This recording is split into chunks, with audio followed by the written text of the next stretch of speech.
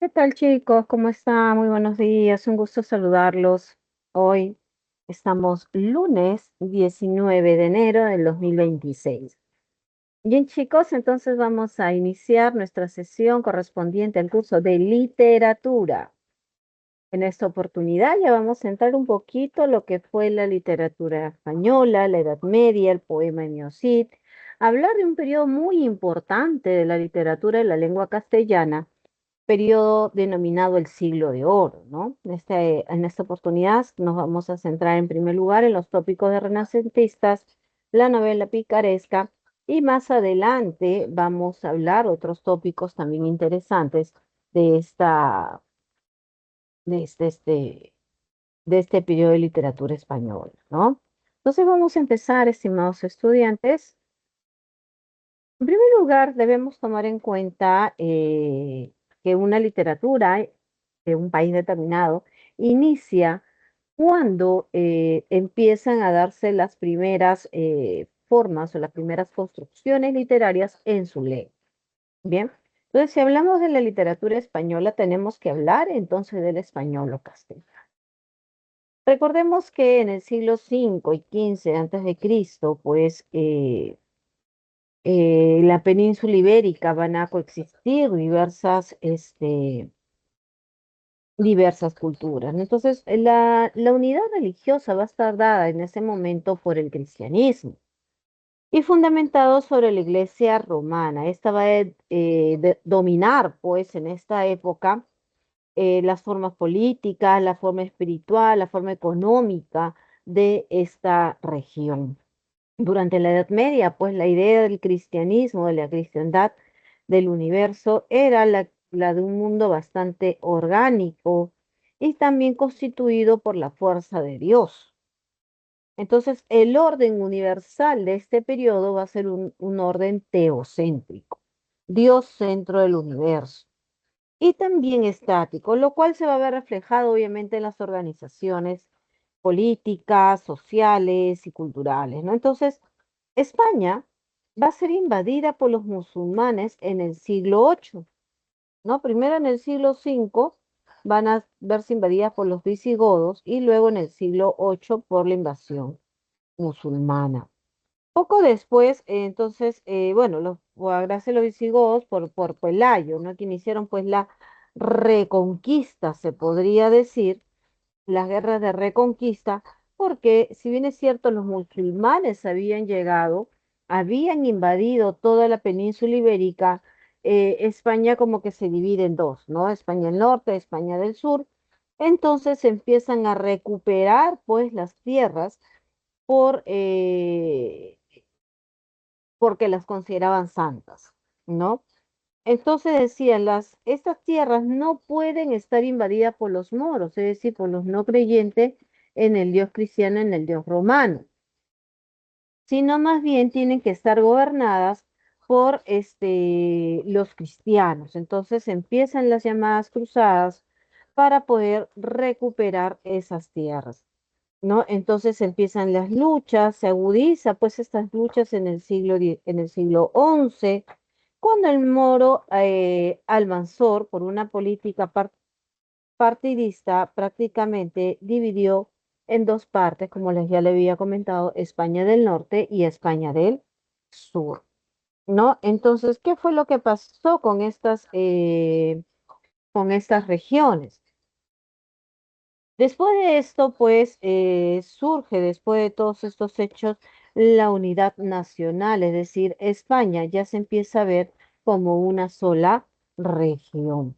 Entonces empiezan las luchas, las reconquistas y se van consolidando en primer lugar los reinos de Castilla, de León, de Navarra y de Aragón, que van a ser los primeros reinos que se van a ir consolidando.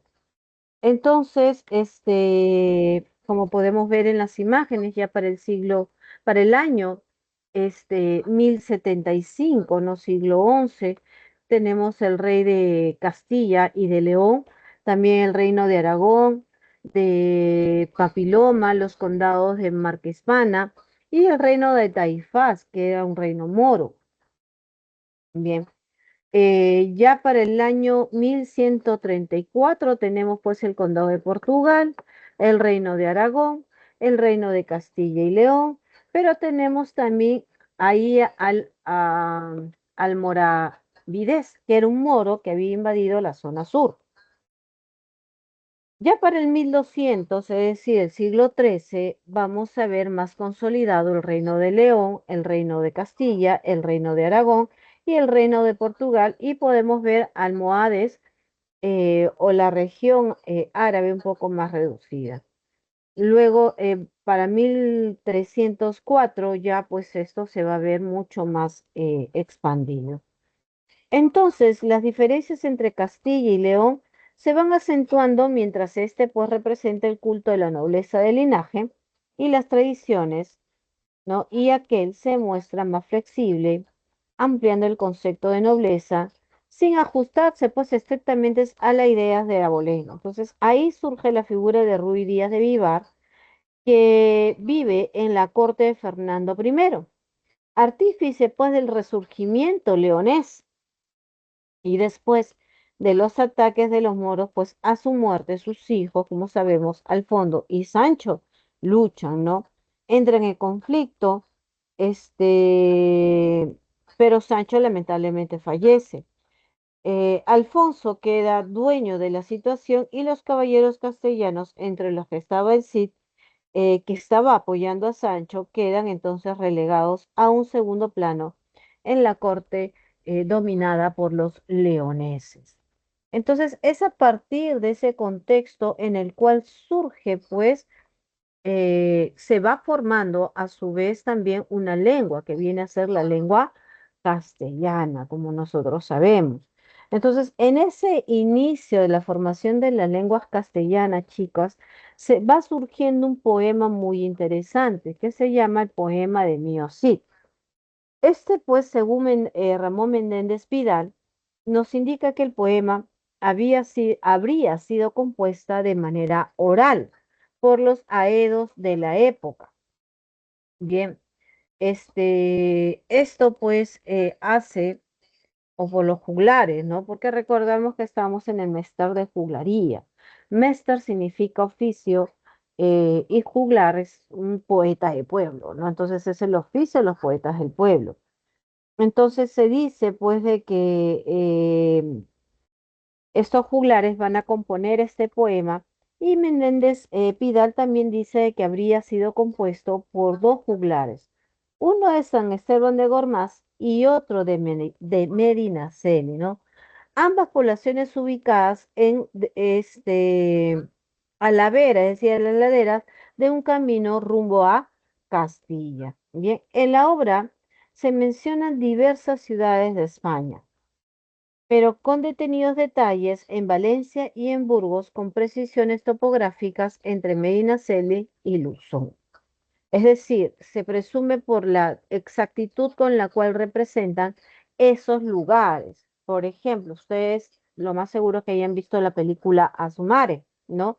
De Carlos Alcántara. Él muestra pues el barrio de la unidad vecinal de Mirones, ahí en el cercado de Lima. Entonces, por ejemplo, todo mundo piensa de que donde él filmó la película es su casa, pero yo soy del barrio, soy de ahí, y me di cuenta desde la primera imagen que no era donde él vive, es la primera etapa, porque la unidad se divide en dos etapas. La primera, que es la de los edificios verdes, que muestra en Asumare 1, y en Asumare 2, cuando él visita pues a su novia pasa por un parque que se le conoce con el nombre de Parque Central y ese parque sí pertenece a la unidad, a la segunda etapa. Profesor, ¿y cómo sabe con tanta exactitud? Porque soy de ahí. Entonces, esa misma idea lo toma Menéndez Pelayo, lo toma Menéndez Pelayo, porque eh,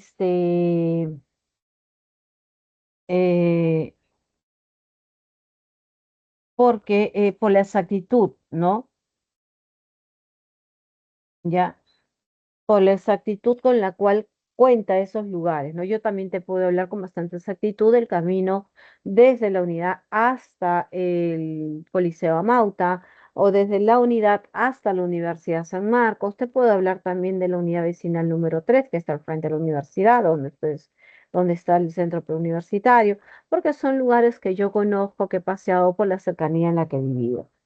¿No? Entonces, esa misma idea es que Menéndez Pelayo transfiere o traslada y por cual dice que aparentemente fueron dos juglares los que compusieron este poema, por un lado San Esteban del Gormaz y por el otro lado de Medinaceli. ¿Correcto, chicos? Entonces, eh, entonces el poeta de San Esteban de Gormaz fue más primitivo y se dice que habría creado este poema en el año 1110, mientras que el de Medinaceli es un poco más alejado, que viene a ser puesta este poema en el año 1140, aportando pues algunos episodios fantasiosos, ¿no? Lo que sí se sabe es que el monje Per Abad transcribe o copia el manuscrito en el año 1307. Lo que pasa es que en esa época, al final del mío Cid, él pone, ¿no? Y este cantar fue escrito por Perabat. No debemos entender que el verbo escribir se debe entender como el de autor que hoy en día conocemos, sino más bien el que llevó a la escritura ese juglar o ese cantar que era hablado. Bien, En- es así como se entiende, porque recordemos que en esa época no había imprenta. Por lo tanto, al no haber imprenta, pasa de que los escribanos, ¿no? Que es una profesión de esa época, hoy en día ya no existe, eran quien, valga la redundancia, escribía todo lo que escuchaba de manera oral, pero eso no lo hacía autor de ese cantar o de ese poema. Bien, simplemente el que llevó a la letra, el que plasmó esa idea, ¿no? Entonces tenemos aquí que este poema de Mio Cid, que es de género épico, especie es un cantar de gesta, está dividido pues en tres cantares, ¿no? El primero, el destierro del Cid; el segundo, las bodas de las hijas del Cid; y el tercero y último, la afrenta de Cortes, ¿no? Entonces, en el primer cantar nosotros vamos a ver ahí a los cortesanos, pues envidiosos, entre ellos García Ordóñez, quien pues van a cobrar las parias, y en algún momento García Ordóñez junto con otros castellanos eh, como que se alían a un moro para poder luchar, ¿no? Mio Cid los enfrenta por defensa al rey, los enfrenta ganando pues esa lucha, y como que los encarcela, ¿no? Y habla con ellos y le piden por favor que desistan de su accionar. Pero para ello él les mece la barba, es decir, les corta la barba, porque en esa época la barba en el hombre era muy significativa. Con esta humillación, García Ordóñez jura venganza, y lo que hace es ir corriendo donde Alfonso VI y le dice de que Ruiz Díaz de Vivar se estaba apoderando de las parias reales y que no le estaba dando todo lo que debería darle. A lo cual Alfonso VI le cree y decide desterrar al Cid de Vivar, ¿no? Lo decide que se vaya el Cid de Vivar porque de acá pues no tiene nada que hacer. En lo que él se retira, pues Mío sí se retira, lleva a su esposa e hijas a un convento para que las cuide, y él con algunos hombres que eran muy fieles se retira, ¿no? Se retiran de sí. Cuando ellos llegan de Vivar, perdón, cuando ellos llegan a Burgos, una niña le dice que no les puede dar posada por un edicto del rey, ¿no? Ante lo cual, pues él sin riqueza, sin dinero, se ve una necesidad, a lo cual Martín Antolínez le dice, ¿sabes qué? Yo te voy a ayudar. Llena dos arcas de arena, ¿no? Y se va donde dos judíos, Raquel y Vidas, ¿no? Y le dice, mira, Ruiz Díaz de Vivar se está yendo, ¿no? Se está yendo, entonces, y no puede llevar todas sus riquezas. Por lo tanto, yo te voy a dejar estas dos arcas, pero a cambio tú me vas a dar dinero, ¿no? Entonces le da el dinero y ellos se van. Y es así como puede tener dinero para, pues, para de alguna manera u otra, tener, un poquito, pues, de cómo subsistir, ¿no? Entonces, una vez en el exilio, pues ya desterrados, ellos luchan con con un rey, pues, ¿no? Con un rey moro, luchan, si no me equivoco, es Berenguer, y obtiene su primera espada, ¿no? De las de Collai Dishonored logra obtener la primera espada, lo cual él va pues a llevarla con mucho orgullo, ¿no? Entonces, luego de despedirse del exilio, los éxitos guerreros que él va cosechando, se queda con la parte que le corresponde a él y a sus guerreros, pero también le manda al rey los regalos que le corresponde como muestra de su fidelidad, ¿no? Respecto a las bodas de las hijas del Cid, ya, el Cid, pues, que viene a ser el segundo cantar, ¿no? El Cid logra, después de varias batallas, logra conquistar Valencia, que era una plaza muy difícil de poder conquistar. Y sigue pues mandándole al rey eh, lo que le correspondía. Entonces el rey siente pues de que sí hay un grado de fidelidad de parte del Cid y permite que se reúna con su familia en Valencia, ¿no? Entonces vienen sus esposas, pero ahí es donde los infantes del Carrión, don Diego y don Fernán González, le pide al rey que interceda por ellos ante el Cid para tomar como esposas a sus hijas, ¿no? A lo cual el rey pues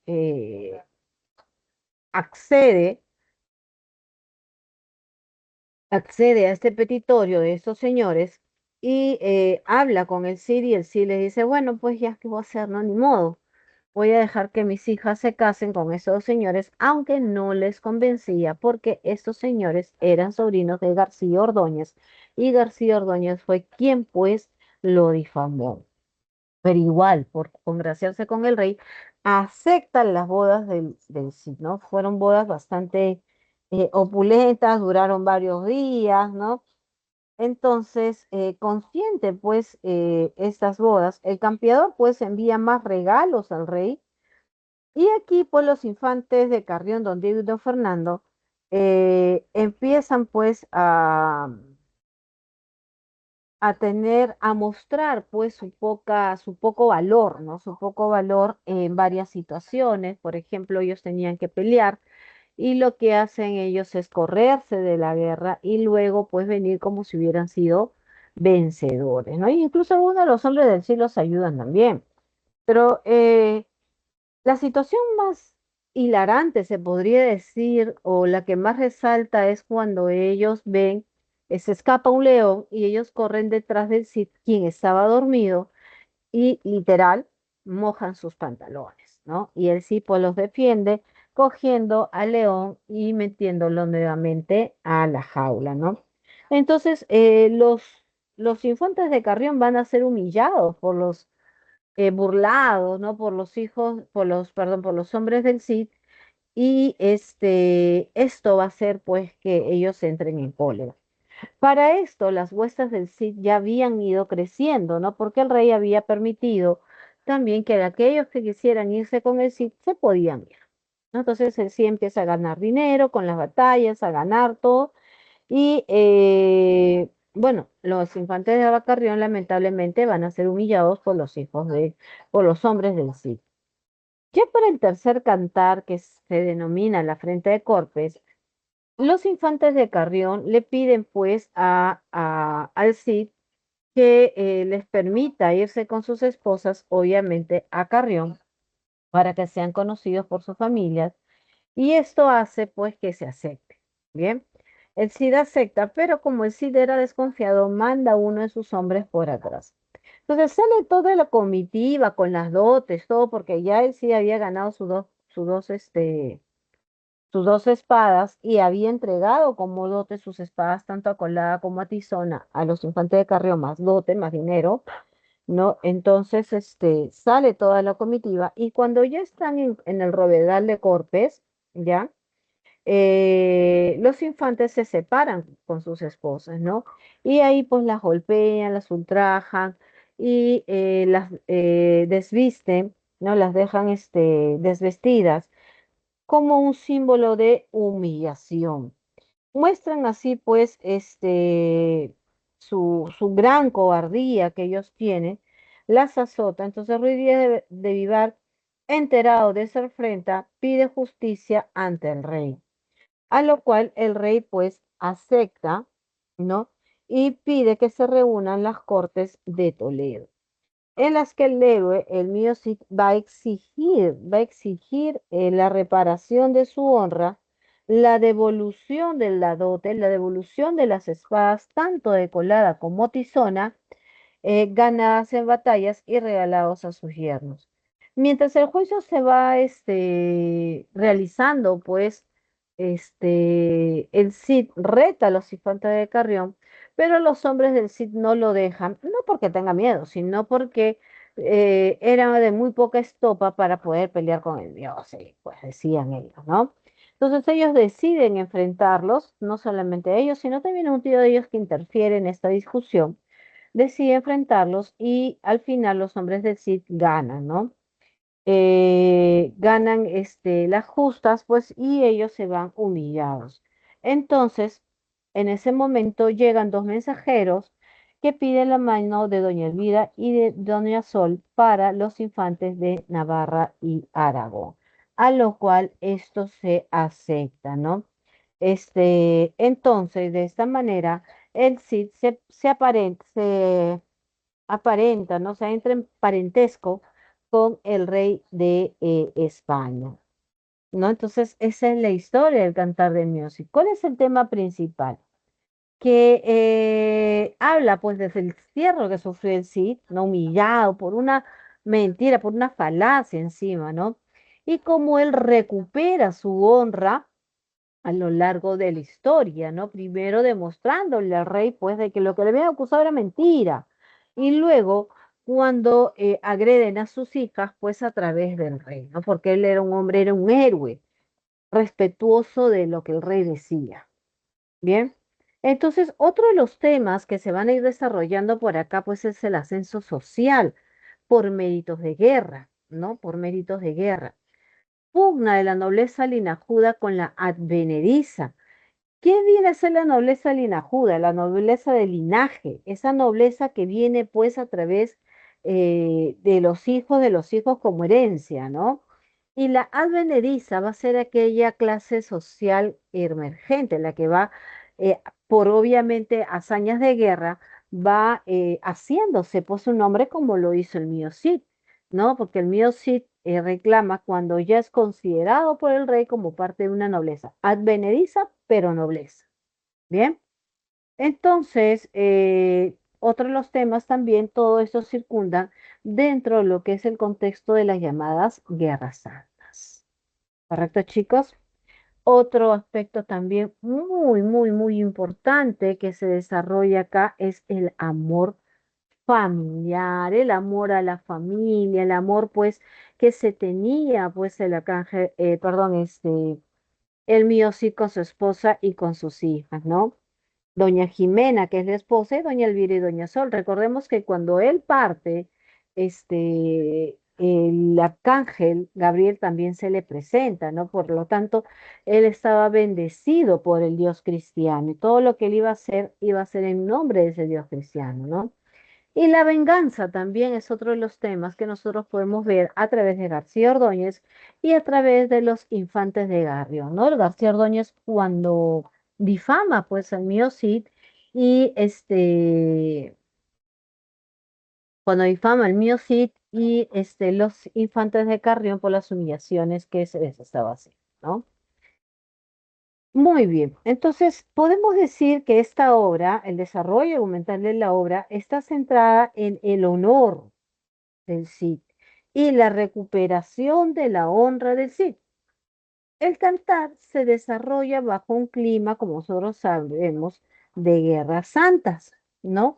Donde cristianos y musulmanes empiezan a luchar para tratar de imponer sus creencias religiosas y más todavía su sistema de vida, imagínense, y nosotros viviendo como árabes, yo no me hago, o son muy rebeldes, o son muy independientes, o son muy sin Shakira, pero no me hago viviendo así, de verdad.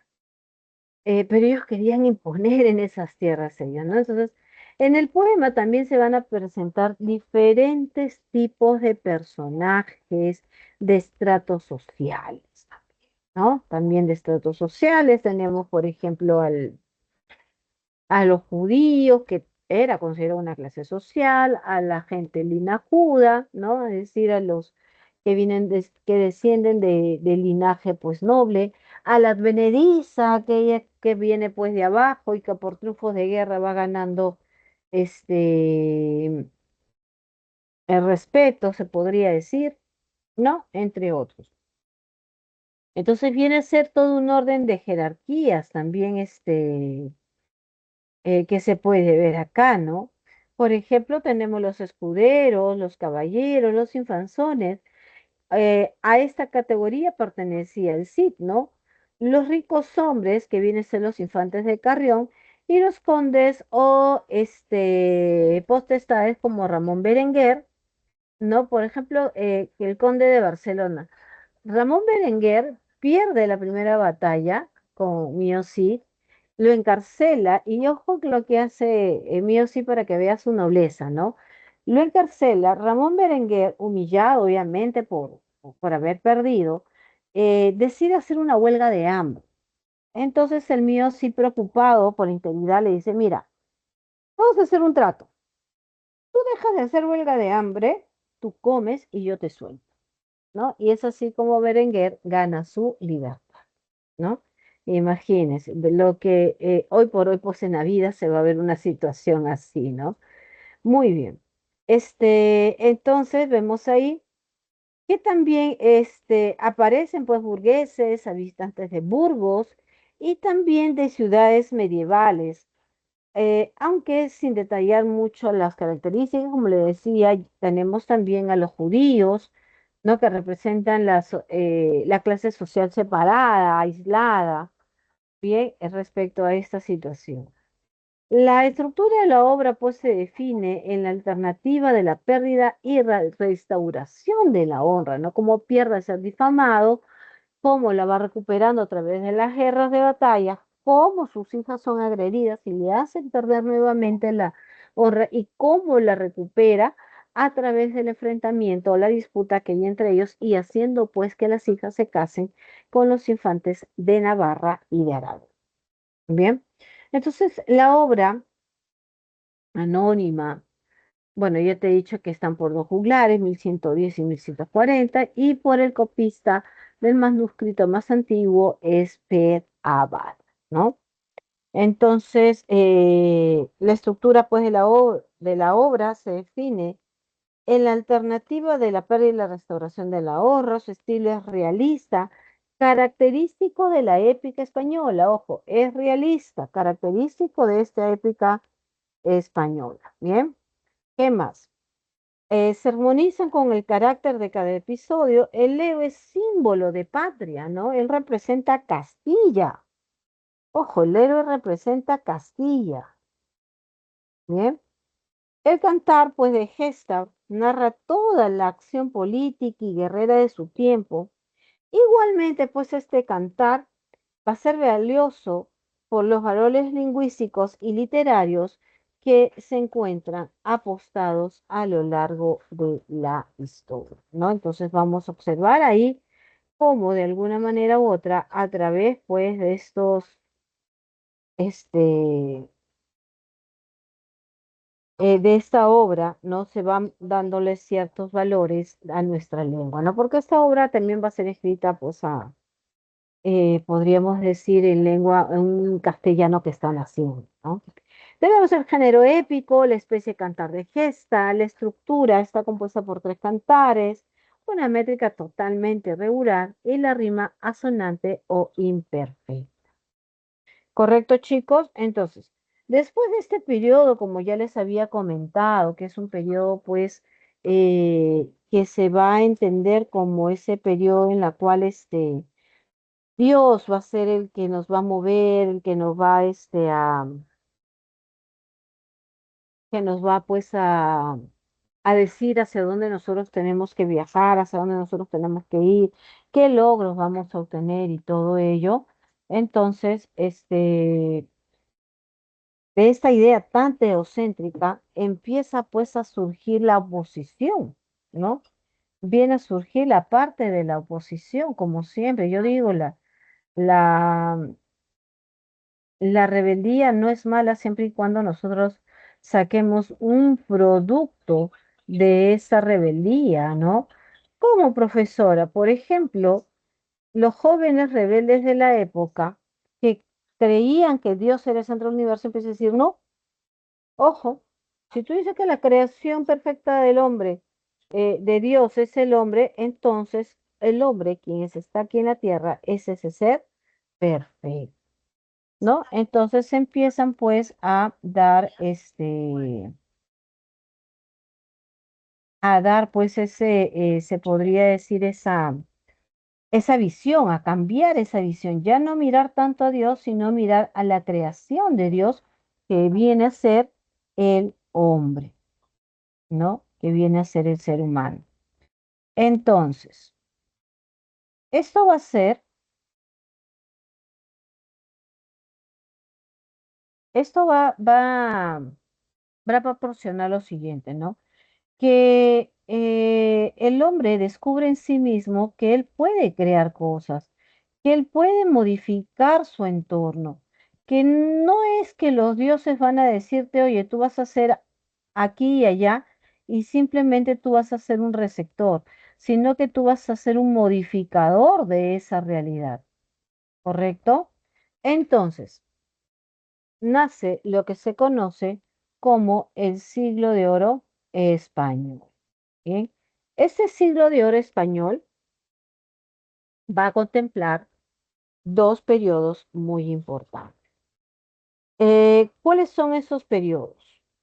Por un lado tenemos el Renacimiento, que va a surgir en el siglo XVI, y por otro lado el Barroco en el siglo XVII. ¿Correcto, chicos?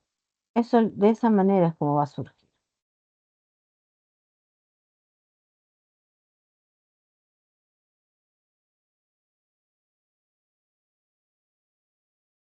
Un momentito.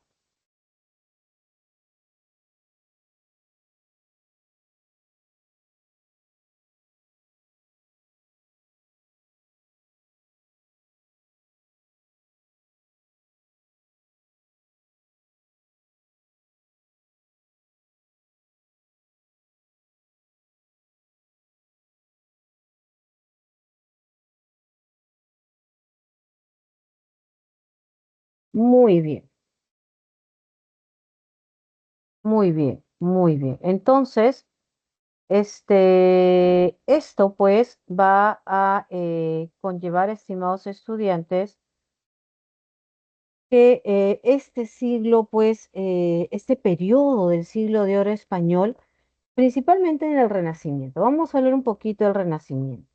Aquí en el Renacimiento, el hombre renacentista va a buscar nuevamente a diferencia del medieval, pues quien organiza todo en torno a Dios, él va a aspirar que, o va a indicar que el hombre aspira a esa independencia espiritual y descubre, pues, como centro del universo al mismo hombre, a lo cual esa concepción se le conoce con el nombre de antropocentrismo.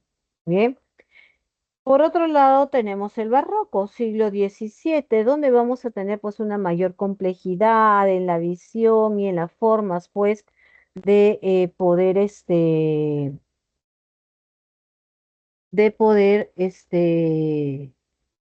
eh, plasmar sus ideas utilizando pues recursos literarios muy complejos, ¿no? Entonces, en el Renacimiento, ¿no? En el periodo de Renacimiento, que se debe entender como esa afirmación del individualismo humano, se estima pues lo suficientemente culto para llegar por sí solo, sin dejar de lado la fe religiosa, al conocimiento de la verdad. Bien, al conocimiento de la verdad. Entonces, este,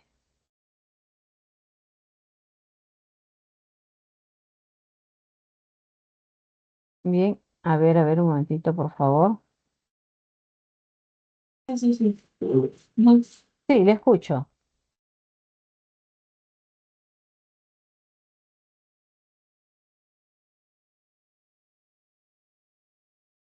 Bien, a ver, entonces, como les decía, ¿no?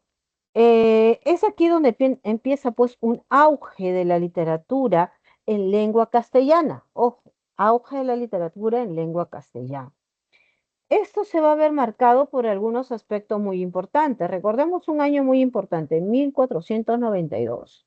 No solamente es la llegada de Cristóbal Colón acá a América Latina, sino que también se publica la primera gramática de lengua castellana por Antonio Helio de Nebrija. Bien, entonces ese va a ser un elemento muy importante también, ¿no? La primera gramática castellana. Entonces, también se da la invención de la imprenta, entre otras, pues, invenciones que van a irse, pues, a lo largo de la historia, van a ser muy fuertes o muy trascendentales en este periodo, estos hechos culturales, ¿no? Aquí vamos a tener, pues, que en España va a tener una unidad política, pues se va a realizar el matrimonio de los llamados reyes católicos con Fernando y con este Fernando de Aragón e Isabel de Castilla, ¿no? Pero poco se haría con la unidad territorial y política si al mismo tiempo no se conseguía una unidad este, cultural. Y esta unidad cultural se logra justamente con la publicación de esa gramática, ¿no? Entonces, a partir de ello, se observa pues que en el siglo XVI presenta pues comienzo de varios hechos que respaldan el poder de España a expandirse territorialmente y políticamente, no solo sustentado por la fuerza y el coraje español, sino también por las primeras realizaciones de los pensamientos y de las creaciones artísticas que ellos van a mostrar al mundo. ¿Por qué se le llama siglo de oro español? Mal llamado, porque son dos siglos en sí, ¿no? Pero se le llama siglo de oro español porque va a ser el periodo donde las letras castellanas van a llegar a su máximo esplendor en todos los géneros literarios. Entonces, en esta época se van a manejar ciertos temas. Y esos temas, renacimiento significa renacer. ¿Renacer de qué? De la literatura grecolatina. Entonces, chicos, uno de los primeros temas que vamos a tener acá es el tema del amor, que es un sentimiento que constituye un reflejo de la belleza absoluta, la armonía del universo. Cuando el amor es correspondido, el universo está en equilibrio. Cuando el amor no es correspondido, entonces el universo entra en un desequilibrio total, ¿no? Entonces, el amor no correspondido va a equivaler en conclusión al caos en el mundo de la naturaleza, ¿no?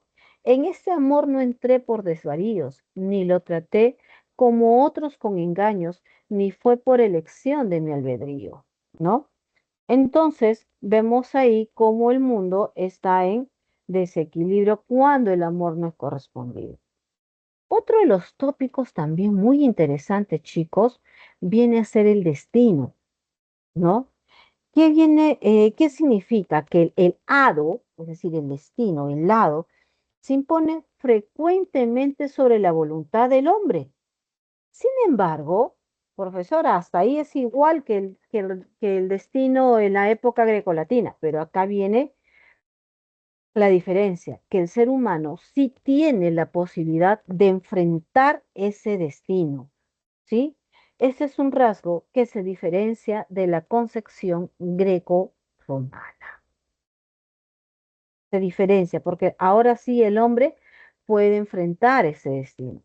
Que logre o no logre ya es otro tema, ¿no? Pero lo puede enfrentar. Bien. Por ejemplo, desde mis tiernos y primeros años, aquella parte me inclinó mi estrella y aquel fiero destino de mis daños.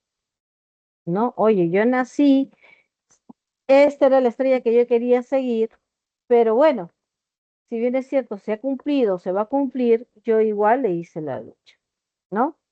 Muy bien. Otro tema, y acá hay que tener mucho cuidado, jóvenes, porque cuando nosotros escuchamos Carpe Diem, no, nos desenfrenamos, y no, no es así. El Carpe Diem significa ver el día y gozar el momento, lo que vayas a vivir en el momento. Como expresión de pensamiento renacentista, la poesía de la época pues evidencia que el goce de la juventud y de la belleza corporal es esencial. Profesor, un ejemplo, hoy en día quiero volver a jugar fútbol, ¿no? Estoy entrenando otra vez, pero ya no es lo mismo de antes. Pues entonces yo digo, pucha, hubiera aprovechado mejor en mi época, ¿no? Cuando de joven, a la edad de 20, 21 años, me decían, oye, no, tienes que regresar a jugar, hubiera regresado en esa época. Pues ahora, pues, estiro la pierna y por ahí suena un hueso, por ahí duele, ¿no? Juego un día, descanso 20, ¿no? Entonces, ¿por qué? Porque nosotros tenemos que disfrutar, aprovechar el día no de manera desenfrenada, sino lo que nos toca vivir como el goce de la juventud y la belleza corporal, ¿no? En el buen sentido, chicos, ¿ah? Recordemos pues que el tiempo lo va a destruir, el esplendor de esa juventud y de esa belleza. Lo va a destruir, si no miren a Brad Pitt actualmente, ¿no? Todavía tiene su simpatía, ¿no? Su carisma y su simpatía, pero no como en la época, pues cuando era jovencito, ¿no? Leonardo DiCaprio, ¿no? O sea, bueno, en fin. Entonces, ¿qué es lo que pasa?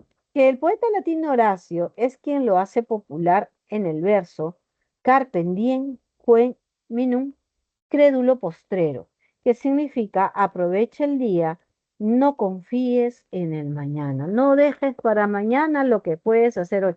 Ojo, no te está diciendo adelántalo, ¿ah? No te está diciendo adelanta a vivir, te está diciendo vive el momento. Mucho cuidado, ya, mucho cuidado, porque a veces adelantamos y estamos con el agú en los brazos y no sabemos qué hacer. No te está diciendo adelanta, te dice vive tu juventud ahora. Más adelante vas a asumir otras responsabilidades, pero ahora vive tu juventud, ¿ya? Coged de vuestra alegre primavera el dulce fruto antes que el tiempo airado cubra de nieve la hermosa cumbre. Para que me entiendas mejor, una manzana, ¿ya? La manzana está verde.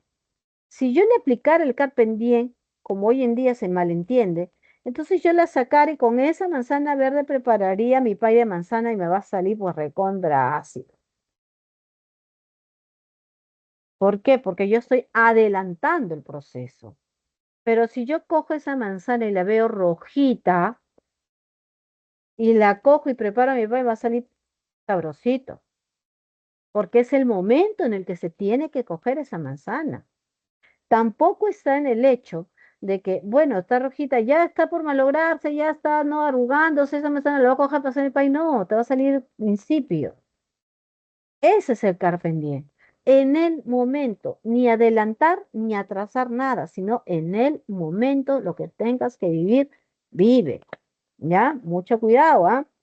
No va a decir, papá, me ha dicho la profesora carpe diem que tengo que vivir el momento, me voy a todas las fiestas. No, si te toca vivir en ese momento, bueno, pues, ¿no? Pero siempre con mesura. Coged de vuestra alegre primavera el dulce fruto antes de que el tiempo airado cubra de nieve la hermosa cumbre. Marchitará la rosa el viento helado, todo lo mudará la edad ligera, por no haber ser mudanza en su costumbre. Como yo, no esperes, no, no esperes. Vive el momento, aprovecha el día. Hoy es el día, hoy lo aprovechas. No adelantes, tampoco retrases.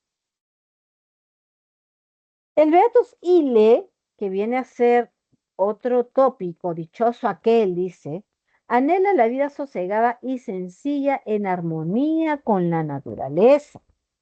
Este tópico, pues, alude a la vida apacible del pastor, cuya vida campestre se elogia. El ser humano, cansado, en el hartazgo de esta vida rutinaria, de esta vida cotidiana, anhela pues una vida sosegada, una vida en tranquilidad, sencilla, en armonía en la naturaleza. Este tema pues también es tomado de la obra del poeta latino Horacio. Bien, también es tomado de Horacio. Entonces, ¿qué es lo que pasa acá, estimados señores? Que el Beato Sile, por ejemplo, ahorita estamos de vacaciones. Vayámonos un tiempo a descansar. Alejémonos de ese mundanal ruido, ¿no? Qué descansada vida la que huye del mundanal ruido y sigue la escondida senda por donde ha ido los pocos sabios que en el mundo han sido. Oh monte, oh fuente, oh río, oh secreto seguro, deleitoso, roto casi el navío, a vuestro almo reposo, huyo de aqueste mar tempestuoso, ¿no? A veces llegamos a fin de año así, ¿no? Arañando, ah, ya que acabe, ¿no? ¿Y qué hacemos la primera semana que tenemos este descanso? ¡Bum! Nos vamos de paseo, salimos, pero no nos vamos al centro de la ciudad. Nos vamos a las afueras de la ciudad, a Chosica, Canta, donde vemos naturaleza, porque la naturaleza da calma. Bien, y eso es lo que te propone ese Beatus Sile. El locus amenus viene a ser el lugar ameno. El paisaje se representa como armónico y como bello. Esto evidencia pues la armonía paisajística y está lleno de sobriedad y también lo que decía hace un momento de moderación. Se desecha lo feo y se pone de relieve la atmósfera bucólica. El paisaje siempre se nos presenta como armónico y bello. Es el tópico de la poesía pastoril por excelencia. No sé si a ustedes alguna, bueno, a mí me tocó una oportunidad irme a Magdalena del Mar, ahí cerca del acantilado. Entonces me acerco a esos parques que están por ahí y me pongo a ver el mar y éramos el mar, yo y el sunset al fondo, ¿no? Entonces, ese es un locus amenus. ¿Por qué? Porque detrás de mí puede haber ciudad, pero delante de mí está el paisaje armónico. Ese es el locus amenus. Corrientes, aguas puras, cristalinas, árboles que hoy estáis mirando en ellas, verde prado de fresca sombra lleno, aves que aquí sembráis vuestras querellas, hiedra que por los árboles caminas, ¿no? Entonces, y ojo, que antes de continuar, no recordemos que como parte, pues, de la lírica renacentista, ¿no? De la lírica renacentista, vamos a tener a Garcilaso de la Vega, quien va a ser representante de la escuela italiana. Él va a escribir al itálico modo, en sonetos, en tercetos, en cuartetos, en piequebrados, en todas las estructuras poéticas de Italia, ¿no? Pero en castellano, ¿ah? Ojo, lo escribe en castellano. Y por el otro lado tenemos a Fray Luis de León, ¿no? Que pertenece a la escuela salmantina, ¿no? De Salamanca, no salmantina. ¿Qué es lo que va a pasar con esa escuela? De que, bueno, va a escribir liras, va a ser más musicalizado, ¿no? A diferencia de Garcilaso, que obedece pues a patrones, Fray Luis de León tiene la lira que viene a ser una poesía un poquito más musicalizada. Bien, entonces tenemos ahora lo que nosotros conocemos como la narrativa renacentista relacionada a la novela picaresca. quién viene a hacer la novela picaresca, jóvenes. Ahí pues nosotros tenemos una serie se podría decir una serie de elementos pues que nos va a ayudar. Recordemos un poquito la Edad Media. Recordemos un poquito el mío sí. ¿Cómo era el mío sí? Tenía a Ruiz Díaz de Vivar, un héroe alto, blanco, con su vestido, pues, ¿cómo se llama este? Oh, se me fue el nombre. Su escudo, ¿no? Su ropa de guerra, se me ha ido el nombre. Los Caballeros del Zodíaco, que era lo que se ponía. Ah, se me ha ido el nombre por completo, chicos. De repente por ahí, armadura, ya me acordé. Su armadura, toda elegante, ¿no? Este, ¿qué tal, Juan Carlos? ¿Cómo está? Un saludo al caso entonces, al Colegio de Aplicación, un saludo, no sabía que estabas en el grupo. Muy bien, mira, ve, qué lindo verte por acá, Juan Carlitos. Muy bien. Como les decía, bueno, he sido directora del niño. Bien, chicos, entonces, como les decía, situémonos un poquito en la edad en la Edad Media, donde tenemos a Ruy Díaz Vivar, un hombre alto, en su caballo, ¿no? Con su armadura, ¿no? Un héroe que blandía pues la espada, por más pesada que sea, y más que eso, jóvenes, este, este señor este, luchaba por honor, luchaba por honor, ¿no? Y de alguna manera u otra, y de alguna manera u otra, este, era todo un personaje digno a seguir. Profesora, pero ¿por qué decimos eso ahora? ¿Por qué nos dice eso ahora? Ah, sencillo, chicos. Porque cuando hablamos de la novela picaresca, también hablamos no de un héroe, sino de un antihéroe. ¿Por qué? Porque era todo lo opuesto a ese héroe. ¿Sí? Todo lo opuesto a ese héroe. ¿Por qué? Porque tenemos la presencia del pícaro. Y no del pícaro que hoy conocemos hoy en día, que está en el aula metiendo chacota, todo eso. No. Hablamos del pícaro porque él va a presentar pues con humor, con sátira, con gracia, lo que las aventuras que va a tener. Y aparte de ello también porque su vestuario es un vestuario de indigente, roto, que roba para vivir, ¿ya?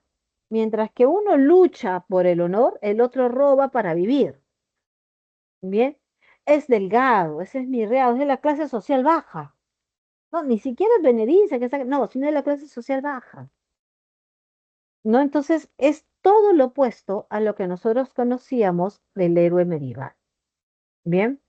Y con toda esa antípoda nace el pícaro, la tendencia de tendencia realista. Estas novelas picarescas son de tendencia netamente realista, de carácter autobiográfico. ¿Por qué? Porque está escrito en primera persona. No vas a encontrar una novela picaresca, bueno, al menos en la salida de Tornes no va a estar no va a estar en tercera persona porque todo está en primera persona. Usa mucho el humor y también la sátira para poder defenderse y poder encajar en la sociedad en la cual él se encuentra. Además que su obra también carece de una unidad argumental sólida. No existe una unidad argumental sólida, está pues disparada. Tiene 7 amos y cada uno de los amos pues es una aventura totalmente diferente. Asimismo, por el tipo de amos que tienen, ¿no? Un buldero, un cura, un viejo pobre, un soldado, etcétera, por todos esos amos que tiene y cómo los presenta y cómo ve que ellos se desarrollan delante de la sociedad, se dice que esta novela viene a ser un documento sociológico, ¿no? Porque presenta en su pormenor las clases sociales media y popular y cómo es la interacción entre esas clases sociales. Bien, por eso es un documento sociológico. sociológico porque nos representa toda esa mezcla. Dentro de las novelas picarescas más destacadas tenemos pues a Lazarillo, a la vida de Lazarillo de Tormes y de sus fortunas y adversidades. Ese es el nombre completo. Nosotros lo conocemos como El Lazarillo de Tormes, ¿no? Pero no, el título completo es como le he mencionado. Otro tenemos pues que es anónimo, ¿no? Las aventuras del pícaro Guzmán del Farache de Mateo Alemán. Luego tenemos a Rinconet y Cortadillo de Miguel de Cervantes Saavedra y la vida del buscón llamado Don Pablo del Francisco de Quevedo. ¿Correcto? Entonces, antes de pasar, vamos a hablar un poquito y internalizarnos un poquito en qué fue la vida de Lazarillo de Tormes y sus funestas adversidades. Recordemos que este libro es anónimo y fue publicado simultáneamente en Burgos, Medina del Campo, Amberes y Alcalá de Henares, en 4 ciudades. ¿Por qué? ¿Por qué, profesora? Y todas estas en 1554. Porque para evitar quién era el autor, porque hace una crítica muy dura a todos los estamentos del Estado. ¿Ya? Entonces tenemos ahí, pues, que está compuesta por un prólogo y por 7 tratados. Podemos decir de Lazarillo de Tormes que se menciona fundamentalmente 2 ciudades, Salamanca y Toledo. ¿Y por qué Tormes? Porque Lázaro nace a las orillas del río Tormes, que se encuentra en Salamanca.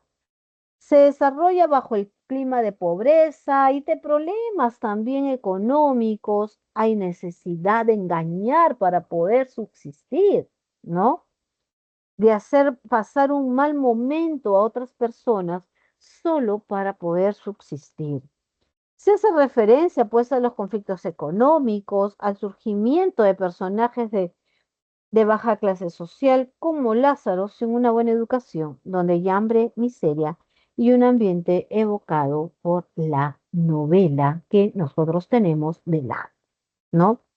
Entonces, este Lazarillo pues nos relata las peripecias, como dice ahí, las fortunas y adversidades de don Lázaro, ¿no? De Lazarillo de Tormes, que a temprana edad lamentablemente va a ser vendido por sus padres por falta de dinero a un ciego, ¿no? Entonces,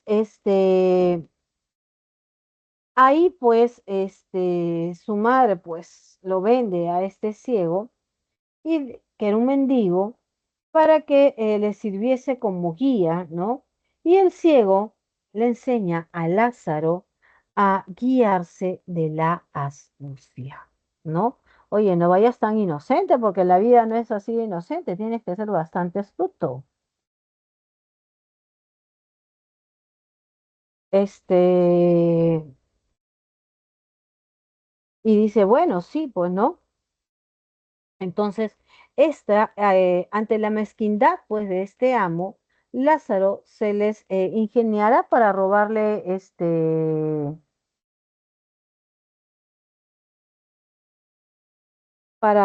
pues, pedazos de pan, pedazos de queso, las uvas, el vino, ¿no? Al dejar al ciego, Lázaro se va al pueblo de Maqueda y pasa a manos de un clérigo bastante avaro, cuyo poder, su situación empeora lamentablemente y sigue padeciendo mucha hambre. Lázaro entonces se las ingenia para alimentarse, agenciándosele pues de una copia de la llave del arca, donde su amo guardaba sus panes y también los que se imagínense, un cura no dándole a comer a un niño pobre, ¿no? Este, entonces, ese es Lázaro, pues entra al servicio de un escudero, quien por su honra no trabaja y padece hambre. ¿No? O sea, del cura pasa el escudero, siguen las mismas, sucesivamente va un fraile, ¿no? Que es bastante corrupto, luego un buldero, luego un capellán, y ya de joven, pues, a un alguacil. Finalmente, ¿qué pasa con Lázaro? Finalmente, termina como pregonero público de vinos en Toledo, donde el arcipreste de San Salvador procuró casarlo con una de sus criadas, ¿no? Se establece entonces un triángulo amoroso, ya que las malas lenguas decían que la criada era amante del arcipreste y ya había pues dejado no nacer a tres criaturas, ¿no? Antes de casarse con Lázaro, quien pese a ser advertido de ello, pues hace su salto de fe y se casa con ella, ¿no? Entonces ahí podemos ver en esa novela picaresca cómo la honra y la pobreza van prácticamente de la mano, ¿no? Recordemos que la honra la expone en diversas clases sociales, la del pícaro, la del escudero y la del fraile. Son las tres honras que nosotros podemos ver acá. Bien, entonces básicamente es lo que nos relata esta novela picaresca. Vayamos ahora al siglo XVII. Vemos un salto gigantado hasta el siglo XVII y hablemos de el barroco. El barroco, pues, esa, digamos,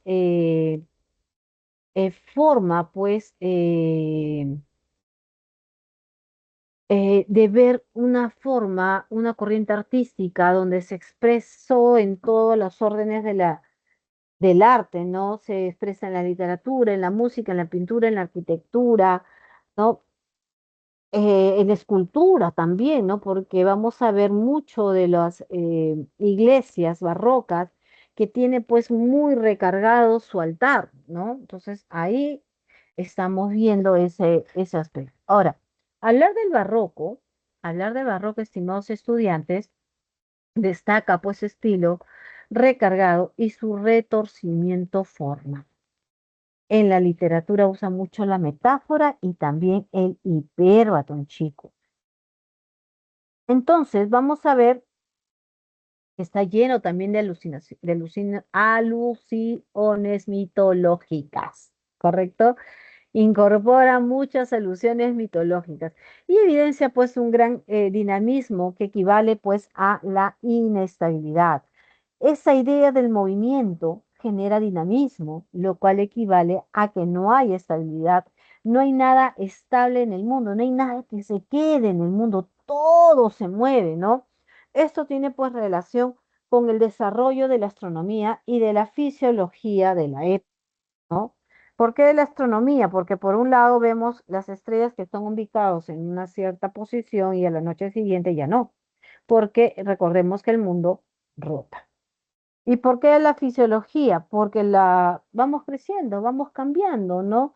Los ojos que tenemos hoy en día, no son los mismos ojos que se tenía hace un momento, ¿no? Entonces, esto siempre cambia. Bien,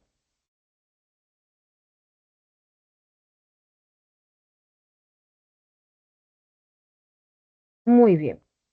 Como emplea como contraste también vida-muerte, ¿no? Vida-muerte, realidad-ficción, locura-cordura, y por ahí lo vamos a ver de repente cuando hablemos un poquito de Miguel de Cervantes Saavedra y cuando hablemos de una obra muy importante que es La vida es sueño, ¿no?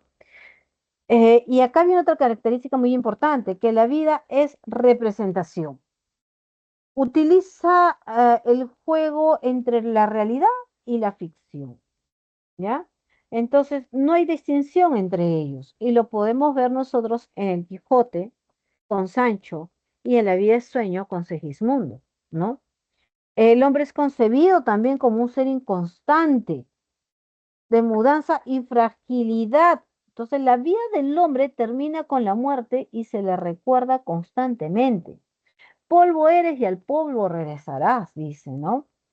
Calderón de la Barca afirma pues que en ninguna vida hay seguro un instante. Sin embargo, hay un impulso de trascendencia en el escritor barro, ¿no? Oye, la vida del hombre es inconstante, pero yo quiero perdurar y hago algo para poder perdurar a lo largo de los siglos, como lo ha hecho el mismo Calderón de la Barca, ¿no? Al publicar su obra. Entonces acá tenemos jóvenes dentro de este barroco, lo que conocemos como el teatro del siglo de oro español.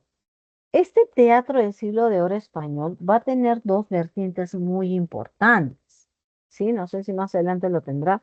Vamos a hablar, bueno, dos vertientes muy importantes, pero antes de ello vamos a hablar de las características.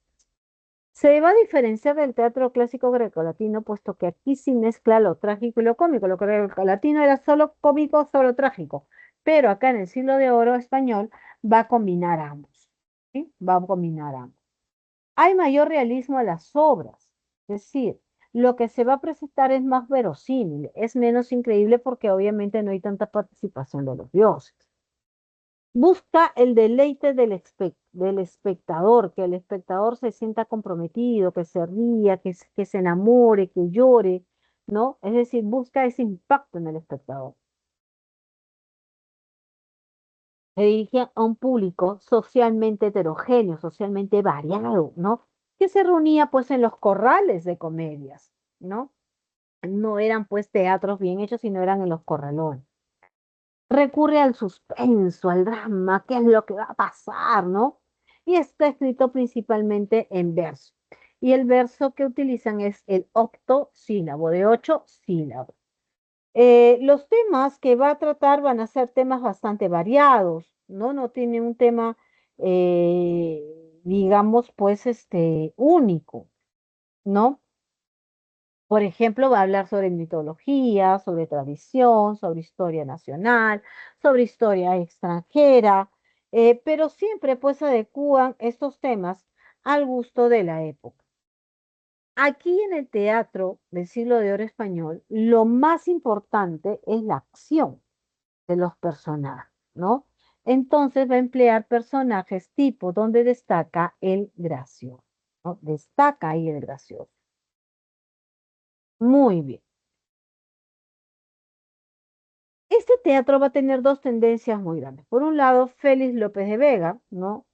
Denominado por Miguel de Cervantes Saavedra como el monstruo de la naturaleza, o también por sus contemporáneos, el Fénix de los Ingenios, ¿no?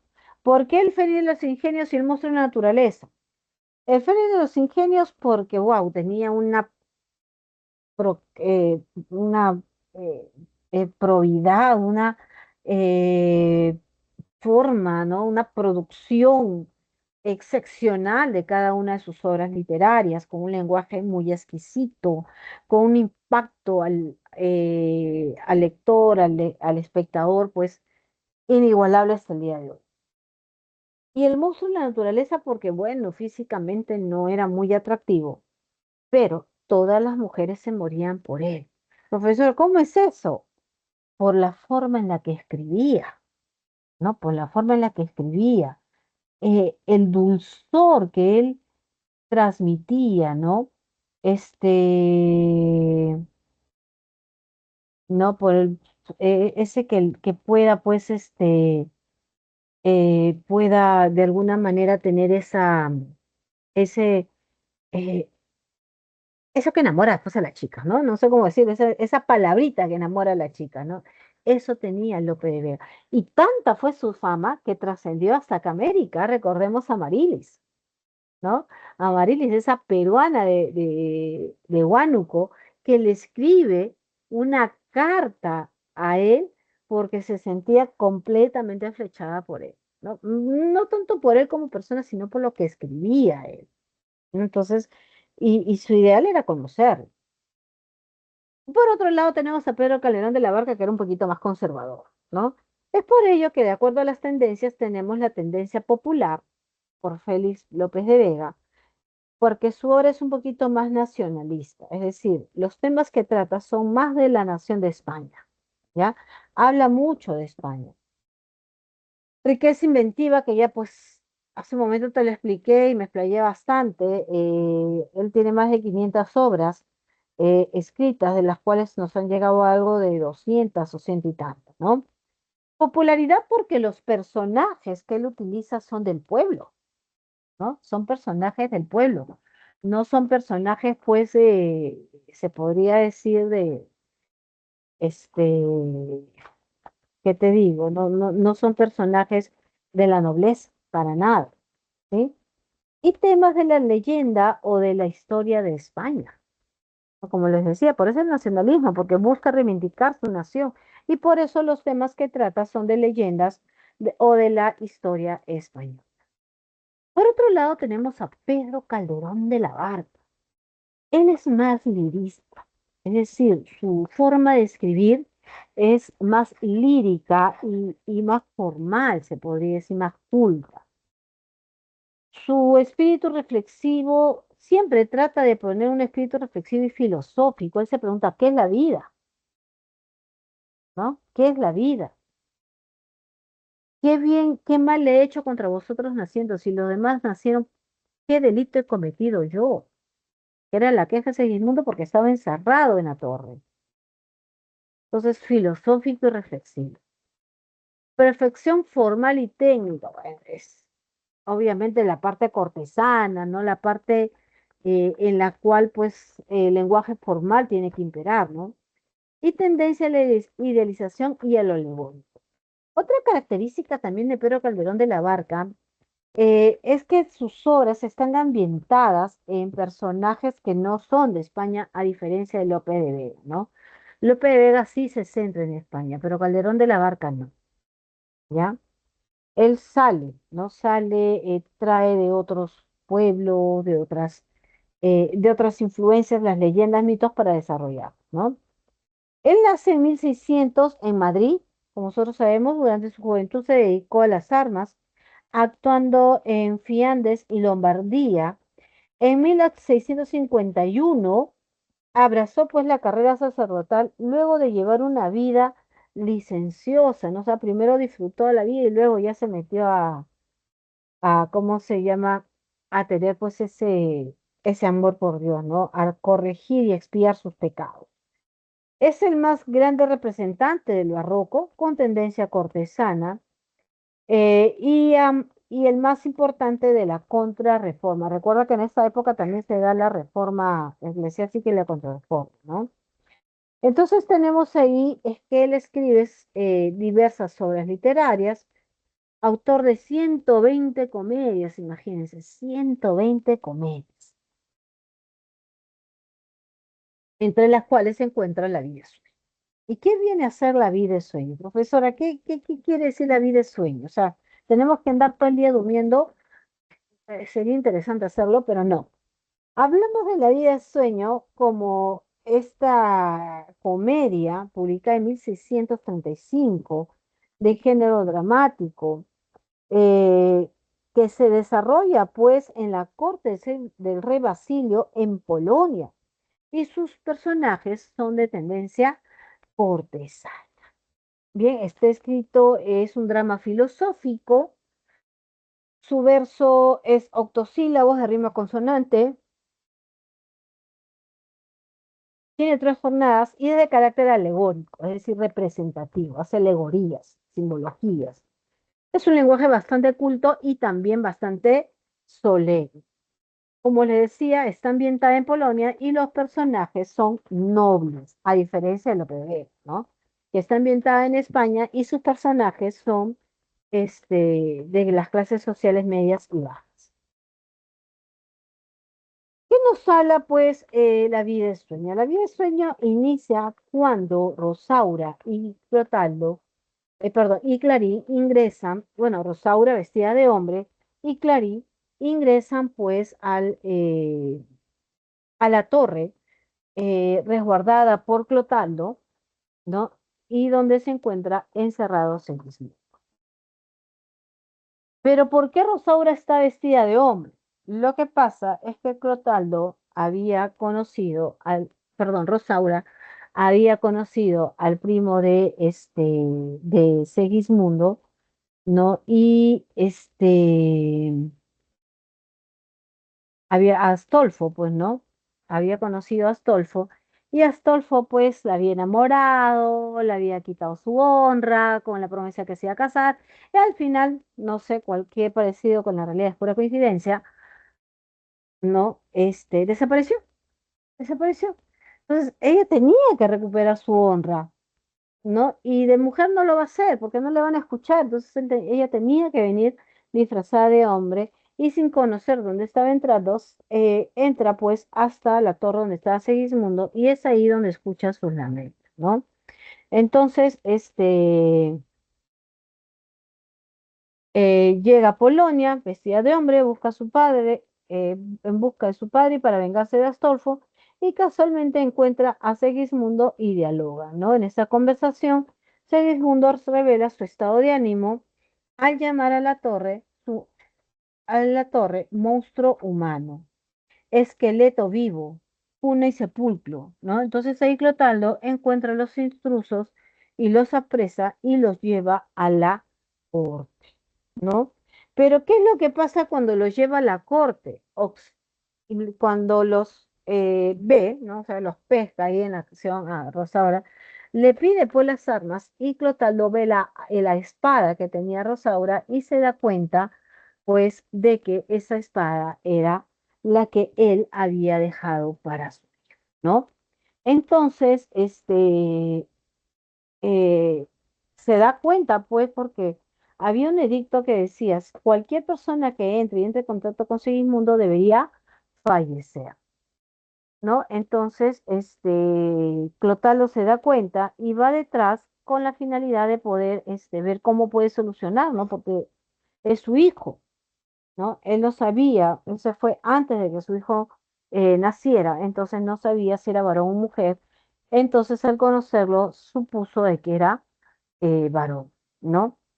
Pero luego ya se descubre, ¿no? Se descubre y cuando el rey, ¿no? El rey Basilio está en su sala, llegan pues las personas con Rosaura y con Clarín, pero el rey ya había tomado la decisión de derogar esa ley porque él quería pues conocer al hijo que tenía encerrado, ¿no? A ver si es que se cumplía o no se cumplía pues la profecía. Pero ahí estaba pues el primo Estrella, ¿no? Estrella y el primo también, Laertes, que asusaban pues al rey para convertirlos en heredero, pues ellos conocían la existencia este, de Segismundo. Entonces, Laertes dice, no, mira, si mi tío no me deja a mí la fortuna, se la va a dejar a ella. Entonces, vamos a hacer algo inteligente. Me voy a casar, ¿no? Con Estrella, con la finalidad de que me deje a mí o me deje a ella, es lo mismo, igual yo voy a estar ahí. ¿Me dejo entender? Entonces, un poquito inteligente el amigo y decide de alguna manera agasajar pues a esta chica, pero esta chica no le hace caso. Entonces, es ahí, bueno, este es el diálogo que tiene Segismundo o el monólogo que Sigismundo profería cuando Rosaura lo escucha, ¿no? Ay, miseria de mí, ay, infelices, apurarse los pretendo ya que me tratáis así. ¿Qué delito cometí contra vosotros naciendo? Aunque si nací y entiendo, ¿qué delito he cometido? Bastante causa ha tenido vuestra justicia y rigor, pues el delito mayor del hombre es haber nacido, ¿no? Muy bien, entonces, vamos acá. Basilio, en ese momento, ordena pues a Clotaldo llevar a Segismundo a la corte para que sea puesto a prueba a ver si actúa o no actúa como salvaje. Entonces Clotaldo lo que hace es narcotizar a Segismundo y así dormido lo saca. Cuando Segismundo no se despierta, ¿no? Se pone un poquito dificilito el hombre, ¿no? Tanto así, pues que arroja por la ventana a uno de los guardias que estaba ahí y nuevamente lo cegan y nuevamente lo regresan a su celda, ¿no? Esto lo hace ¿por qué? Porque veía que Segismundo supuestamente seguía, ¿no? Seguía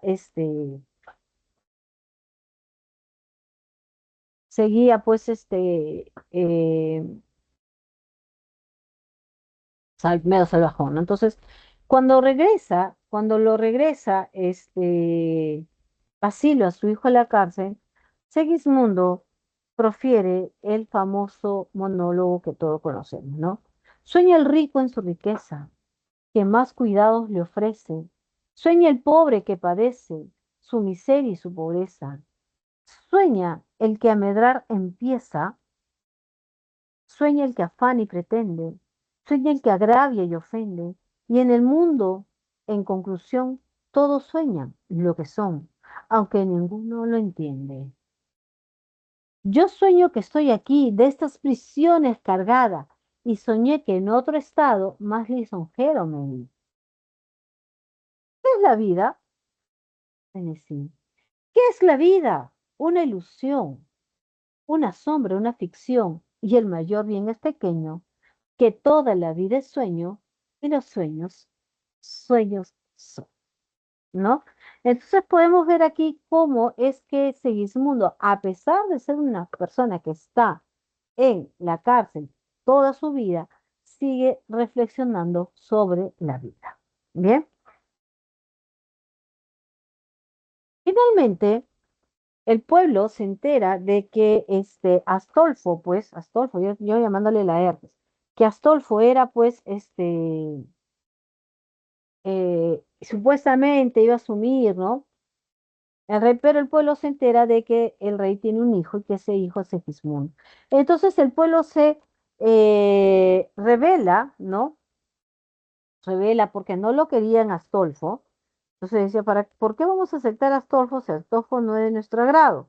Y aparte que sí hay, ¿no? Sí hay un heredero. Entonces el pueblo se ingresa pues al palacio y libera a Segismundo.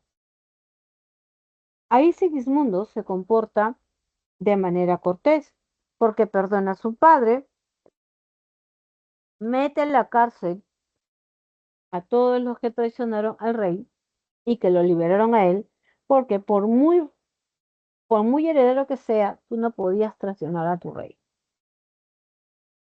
Entonces, el rey es tomado prisionero, pero el príncipe Segismundo lo perdona, ¿no? Mostrando así pues su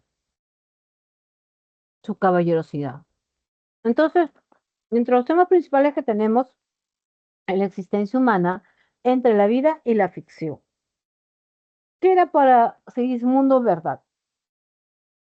Sobre todo cuando lo sacan, porque lo sacan narcotizado, él actúa mal, lo vuelven a narcotizar y lo vuelven a meter a la cárcel. Entonces, cuando él despierta, no sabe si lo que vivió fue verdad o fue un sueño. No lo sabe. El libre albedrío, el poder decidir uno mismo, no es libertinaje, ojo. Libertinaje es una cosa muy negativa. El libre albedrío es poder tomar la decisión de, por ejemplo, yo ahorita tengo sed, entonces puedo tomar la decisión de tomar sed porque sé que no los voy a afectar a ustedes, porque sé que no me voy a afectar yo, porque sé que no va a afectar nada. Ese es el libre albedrío. La libertad de poder sentirte libre sin que pongas en riesgo esa libertad que tú tienes o la libertad de un compañero o compañera. Entre otros temas que tenemos acá, tenemos la predestinación, porque recordemos que Basilio lo encierra porque el oráculo le había dicho que iban a nacer un hijo que lo iba a matar, ¿no? Y iba a asumir el reinado. Entonces él para evitar eso dijo, no, yo lo mato, aunque al final no fue, ¿no? La falta de libertad, ¿no? Que tenía Segismundo. Segismundo estaba encarcelado año tras año desde muy pequeño, imagínense. El perdón del hijo al padre. Nosotros no somos quienes para juzgar a nuestros padres. ¿Nuestros padres tienen errores? Sí. ¿Nuestros padres siempre hacen las cosas bien? No. ¿Se equivocan? Sí, porque somos seres humanos. Por lo tanto, como hijos, nosotros debemos perdonar pues a nuestros padres en caso de estos se hayan equivocado. Las luchas cortesanas por el poder, ¿no? Gracias a Astolfo porque quería, ¿no? El reino, pero no, no se lo dan, ¿no? Por más que él luchó, no se lo dieron y no se lo iban a dar. No, esto no es. Entonces, chicos, vamos a pasar ahora inmediatamente a responder las preguntas, ¿ya? Por si acaso las claves que se me ha pasado hace un momento no son las claves de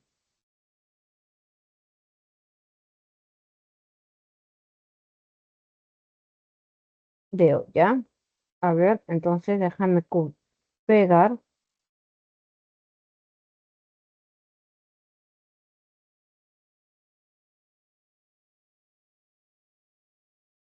las preguntas y vas a tener unos minutos para...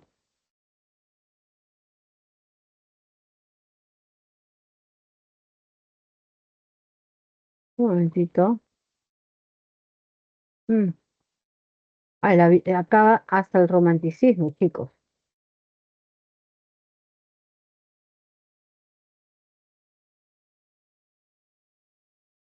A ver, un momentito.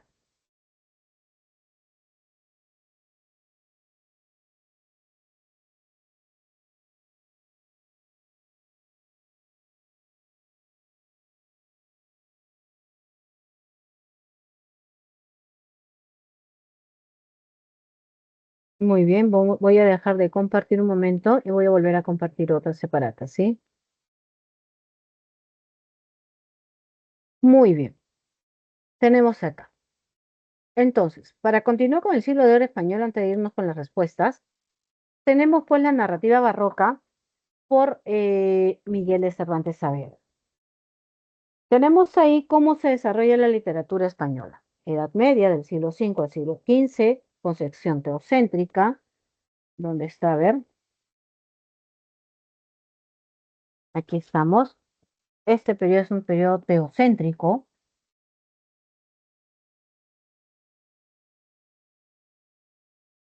Este es antropocéntrico.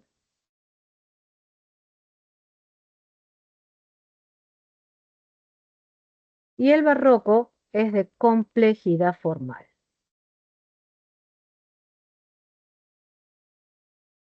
¿Sí? De complejidad formal. Ahorita estamos acá, en la narrativa. Bien. Bueno, luego tenemos el neoclasicismo, que es un periodo bastante didáctico, y el romanticismo, que viene a ser un culto, acá, culto al yo, subjetividad.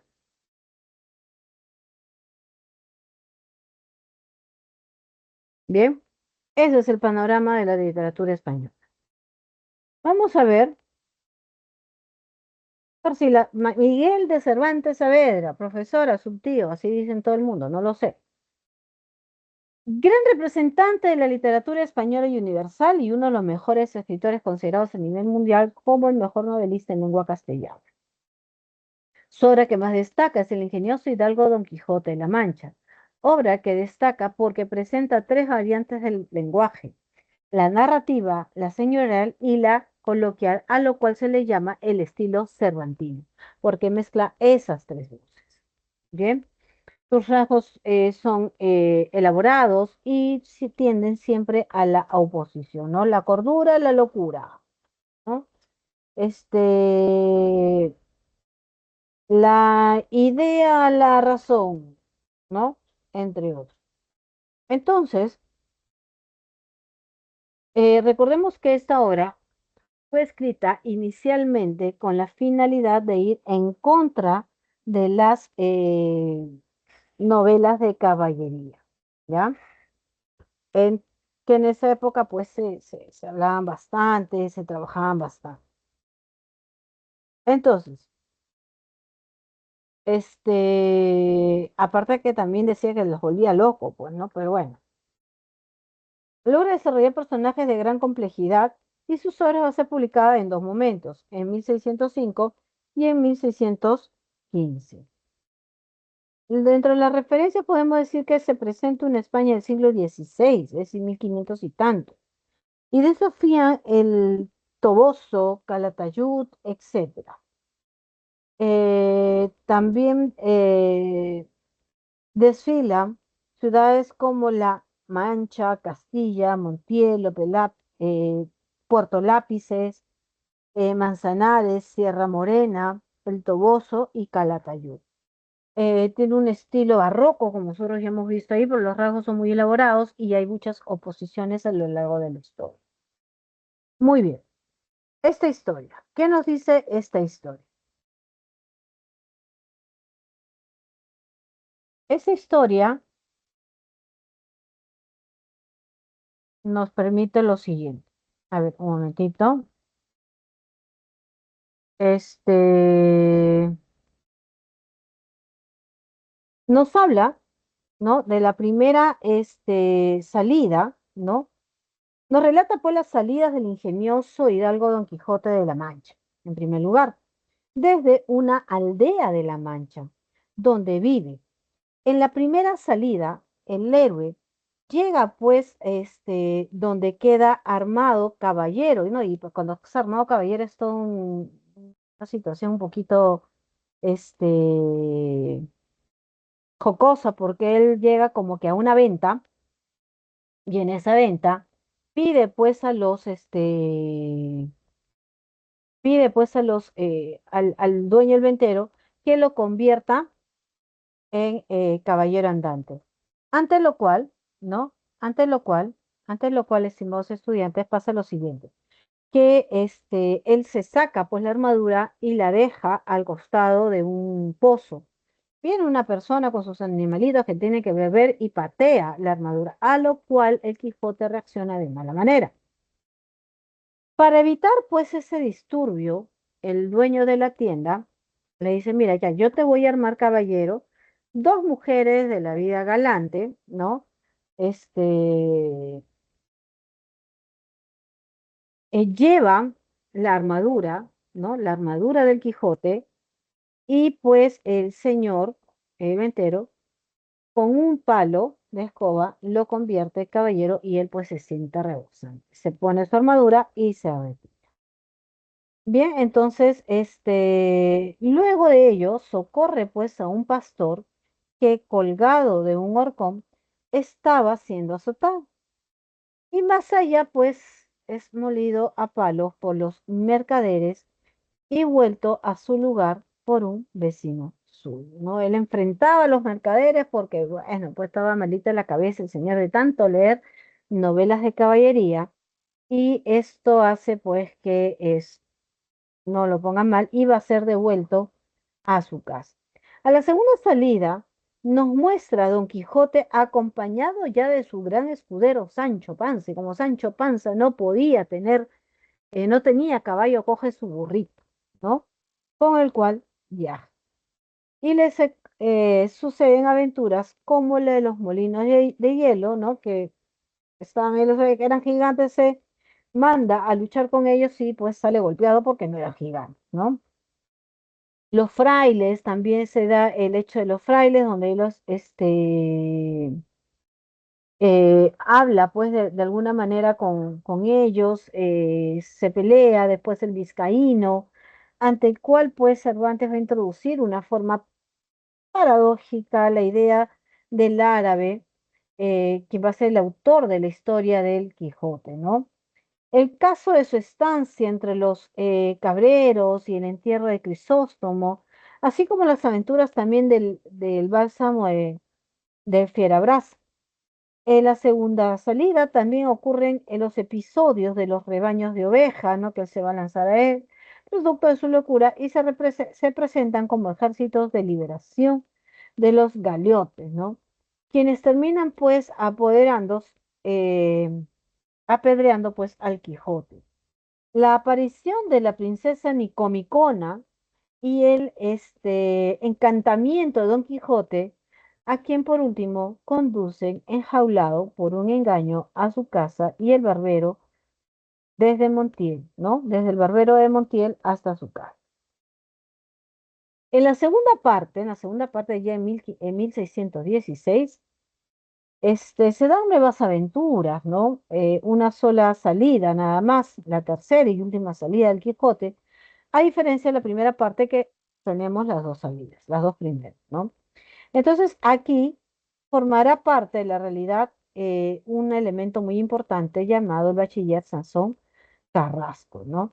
Quien informa a Sancho Panza y a Don Quijote sobre la fama que ha adquirido el libro del ingenioso hidalgo Don Quijote de la Mancha, y relata por las aventuras que ellos habían tenido hasta ese momento.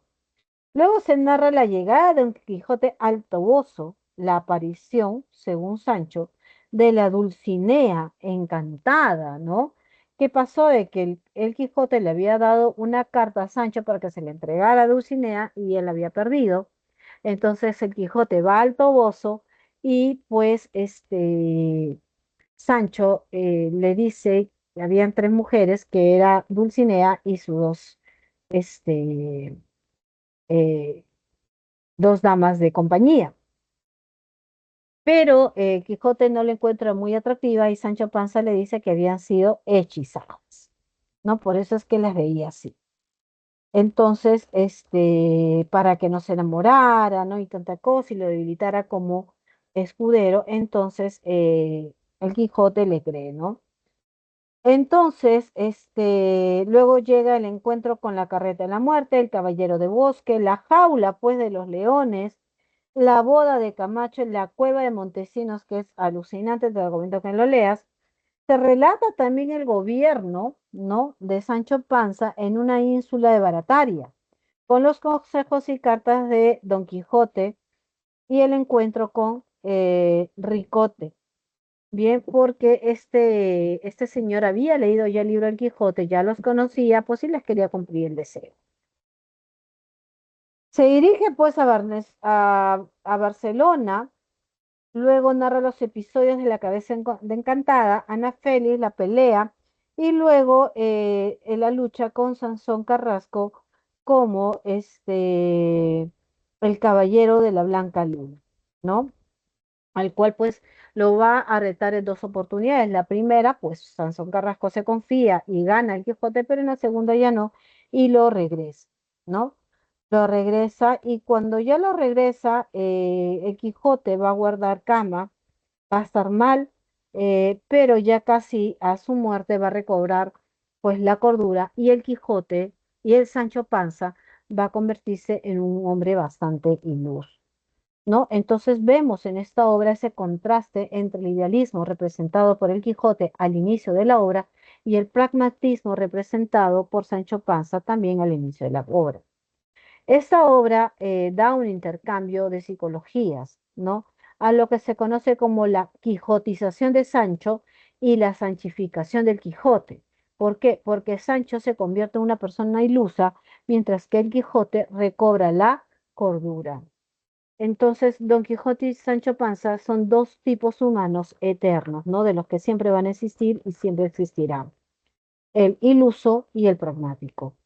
El objetivo de esta obra era combatir, pues, la ficción por los libros de caballería. Ese era el objetivo de ellos. Bien, muy bien. A ver, vamos a avanzar un poquito. A ver, ya. Vamos a cerrar. Tener. Ok. Y vamos a saltar un poquito a la literatura española, ¿no? A ese romanticismo de la literatura española. Teniendo aquí, pues, que el romanticismo, como nosotros sabemos, surge en Alemania casi a finales del siglo XVIII y se desarrolla en la primera mitad del siglo XIX. Pero en España llega un poquito no más tardío porque llega casi a la primera mitad del siglo XIX, con características como el idealismo que tenían los poetas en esa época, la libertad, el culto al yo, a su vez también la valoración de lo histórico y la exaltación del paisaje. Además, también la angustia metafísica, ¿no?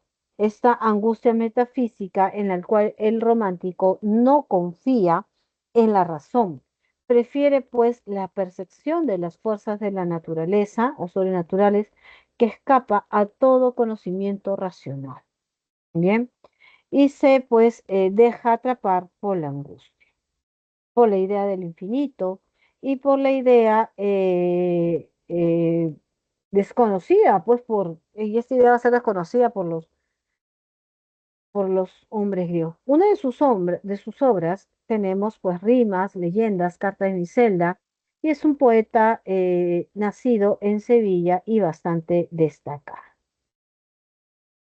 Bien, dentro de lo que son las rimas, nosotros podríamos decir que este gran poeta, ¿no? Que vivió muy poco, por cierto, ¿no? Alrededor de 34 años nada más. Falleció bastante joven. Este,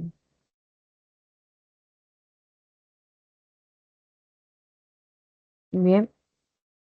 Tenemos aquí, pues, dentro de las rimas, que es una recopilación de varios poemas breves, de gran sencillez formal, que tienen un tópico muy especial, el amor idealizado.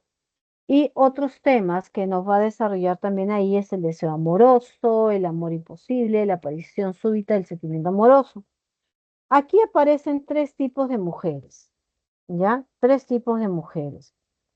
En la mujer poesía, la figura femenina no aparece como un ser físico, sino como un origen y emblema de la poesía en sí misma. La mujer ideal es representada como intangible y también inaccesible. Se presenta la imagen de una dama misteriosa que atrae al amado hacia el abismo. Por último, la mujer fatal es despiadada, incapaz de amar, semejante a una estatua. Sin embargo, cultiva una hermosura envidiable, ¿no? Tenemos por acá, podrá anularse el sol eternamente, podrá acercarse en un instante el mar, podrá romperse el eje de la tierra como un cristal. Todo sucederá. Podrá la muerte cubrirme con su fúnebre crespón, pero jamás en mí podrá apagarse la llama de tu amor, ¿no? Esa mujer ideal. Mientras la ciencia de descubrir no alcance las fuentes de la vida, o el mar o el cielo hay un abismo que el cálculo resista, mientras la humanidad siempre avance, no sepa o camina, mientras haya un misterio para el hombre, habrá poesía, ¿no? Entonces ahí tenemos a la mujer como poesía. ¿Qué poesía dices tú otra vez? Mujer como poesía, poesía eres tú, ¿no? Dos rojas lenguas de fuego que a un mismo tronco enlazadas se aproximan y al besarse forman una sola llama, o sea, te quema. Dos notas que de laúd a un tiempo de mano arranca y el espacio se encuentra y armoniosas se abrazan. Dos olas que vienen juntas a morir sobre una playa y al romperse coronan en tu penacho de plata. Dos jirones de vapor que del lago se levantan y a juntarse allá en el cielo forman una nube blanca. Dos ideas que al par brotan, dos besos que a un tiempo estallan, dos ecos que se confunden, esos son nuestras dos almas, ¿no? Ese ser malévolo, ese ser inalcanzable, ¿no? Que da con fuego, ¿no? Es así como presenta la mujer en las rimas. En las leyendas nosotros tenemos una colección de 18 relatos, 18 relatos en su mayoría de origen folclórico, son relatos populares, legendarios. En ella pues se respalda el gusto romántico por lo misterioso y lo sobrenatural. Todas las leyendas están estructuradas en un mismo tipo. ¿Cómo se construye una leyenda? La introducción, que informa sobre el lugar y tiempo donde se escuchó la historia. El desarrollo narra el hecho, y la conclusión, el autor brinda una opinión sobre lo relatado, ¿no? En esta obra, los temas principales, estimados estudiantes, que, eh, que se tratan, ¿no? Los principales temas que se tratan en estas leyendas va a ser lo sobrenatural, la transgresión y el castigo. Y nosotros lo podemos ver en la Horca de Oro, ¿no? Acá nos presenta a esa mujer fatal, ¿no? La femme fatale, ¿no? La hermosura diabólica, estética de lo grotesco, imagínate, estética, belleza de lo grotesco. Mira, ella era, en la Jorca de Oro, ella era hermosa, hermosa como esa hermosura que inspira el vértigo, hermosa con esa hermosura que no se aparece en nada a la que soñamos en los ángeles y que sin embargo es sobrenatural, hermosura diabólica que tal vez presta el demonio a algunos seres para hacerlos sus instrumentos en la tierra. Con esta frase empieza la Jorca de Oro. ¿Por qué? Porque la amada le había pedido a él que robe la Jorca de Oro de la Virgen. Y él no quería porque era un elemento sagrado, pero al final, por esa hermosura de la mujer, lo hace. Transgrede lo religioso. Pero ¿qué es lo que pasa? Recibe un castigo. ¿Y cuál es ese castigo? ¿Cuál es ese castigo que recibe? El castigo que él recibe viene a ser la locura o la muerte. Si nosotros vemos los ojos de Judas también, la muerte, o los ojos de él también, la muerte, la locura, en eso es lo que va a acabar. Bien, chicos, muy bien, jóvenes. Vamos ahora a compartir las respuestas. Ya, si tienes dudas, me las haces saber para de repente por ahí aclarar por qué es la respuesta la que te voy a proporcionar y no de repente la que has marcado tú si tienes dudas, ¿no? A ver, vamos a ponerlo acá. Pregunta uno. La alternativa es la D de dedo, Diosito. 2.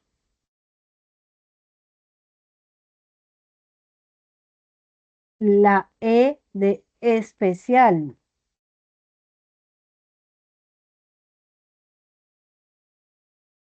La 3. Avión.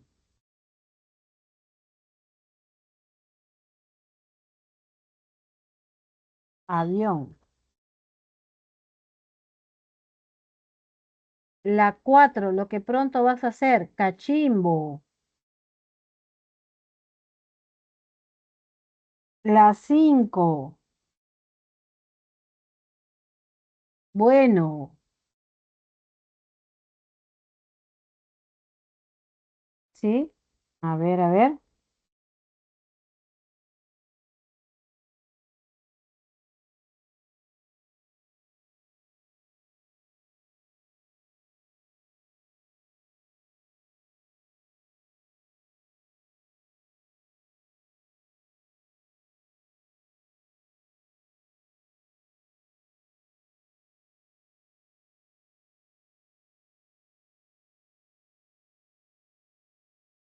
Seis.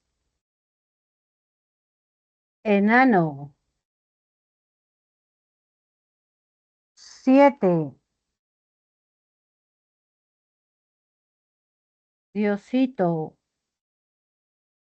8. Avión. 9.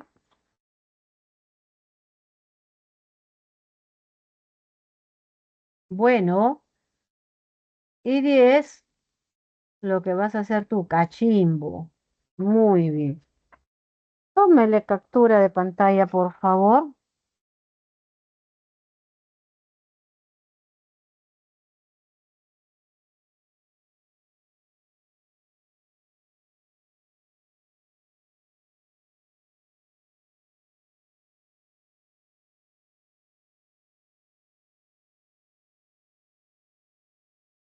Muy bien. 1, 2, 3, 4, 5, 6, 7, 8, 9, 10. A ver, jóvenes.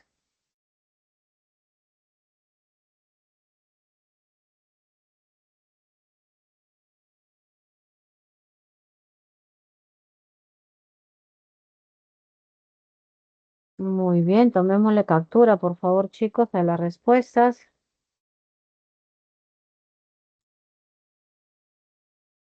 esperando que hayan respondido de igual forma.